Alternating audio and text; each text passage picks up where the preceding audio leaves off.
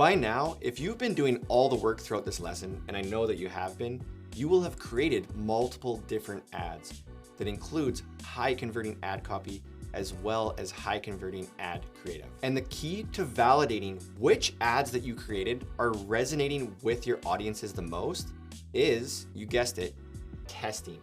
What we're trying to do is validate the best combination of ad creative, ad copy, and audiences that are leading to the most sales for your business. So this is going to be some really good news for you if you're just getting started with ads, or whether you've been doing ads for a long time.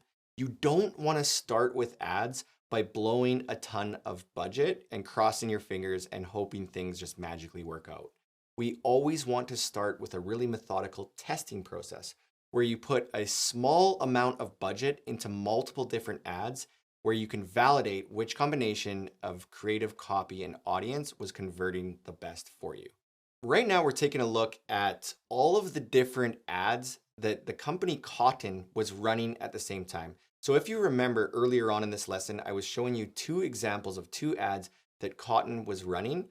Well, right now I'm showing you a screenshot of their ad library that I took at the time when I went and found those other two ads, and they were running dozens of ads at the same time.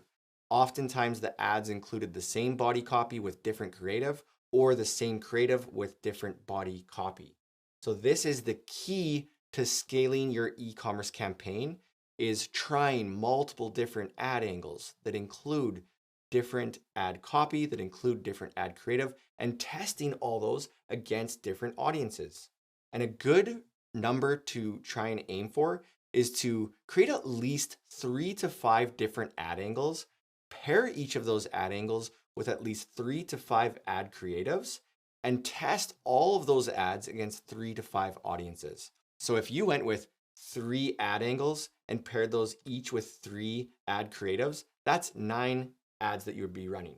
But if you went and tested all 9 ads against 3 audiences each, now you're running 27 ads at once. And that's a very good thing to do. So when you launch your ad experiment, you're going to be looking for specific KPIs that are going to help you determine which ads to turn off, which ads to keep on, and which ads to scale up. And some good key performance indicators that you want to keep an eye on are click-through rate, add to carts, initiated checkouts, and sales. So after you've been running your experiment for a few days where you're spending only $1 to $3 per ad, you're going to get some really, really good data. And on, say, day 3 of your experiment, you're going to look, and if you have a click-through rate of less than 1 to 3% on any ad, you're going to turn all of those off at once. That means that the ad was not resonating with the audience. So you're going to shut all those ones off. On the next day, so this is the 4th or 5th day of your experiment, you're going to look at, did the ad lead to a lot of add to carts or initiated checkouts? If they did, great, keep those on. And if they didn't, you're going to eliminate those ads as well. And on the last day of your experiment, on maybe day 6 or 7, you ultimately want to look for ads that led to sales. And you want to keep on all the ones that led to sales and turn off all the other ones.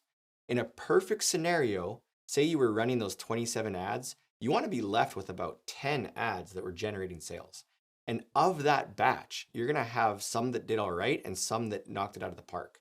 So you might have some that had a return on ad spend of 0.37. You may have some that had a return on ad spend of 1, some that had a return on ad spend of 2, or even higher at 3 or 4. So ultimately, you may want to keep on some of those ads, maybe turn off the ones that are less than 1, but you're going to start to now put more budget to those ones that were really, really working for you. And that's kind of how it goes in the e-commerce space. You never want to leap into advertising and cross your fingers and hope it works out. You want to start with a really methodical experiment so you can validate which combination of copy, creative, and audience was leading to the most sales. You want to eliminate the ones that didn't, and you want to scale up the ones that worked really well for you. And in the next section, I'm going to talk about how you can use the copy and creative that you validated through advertising throughout the rest of your campaign assets along the customer journey. We'll see you in there shortly.